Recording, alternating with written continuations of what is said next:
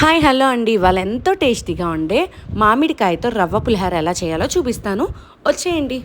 First అయితే ఒక గిన్నె పెట్టుకుంటున్నాను అనమాట. నేను ఫస్ట్ బియ్యం రవ్వతో రవ్వ ఉడకపెట్టుకోవడానికి నేను దాంట్లో అయితే ఒక గ్లాస్ రవ్వ అనుకోండి, 2 గ్లాసెస్ వాటర్ అయితే వేసుకొని కొంచెం ఆయిలు, పసుపు, టేస్ట్కి సరిపడా ఉప్పు అనమాట, రవ్వకి సరిపడా సాల్ట్ అయితే వేసుకొని మరిగిన తర్వాత రవ్వ వేసుకొని అయితే మూత పెట్టేసుకున్నాను. మధ్యలో ఒక్కసారి మిక్స్ చేసుకొని మళ్ళీ మూత పెట్టుకుంటే 10 మినిట్స్లో అయితే మన రవ్వ అయితే ఉడికిపోతుంది.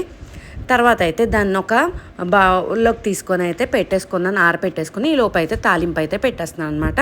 వేరుశెనగ గుళ్ళు, జీడిపప్పు, తాలింపు దినుసులు అండ్ ఇంగువ మస్ట్ అనమాట.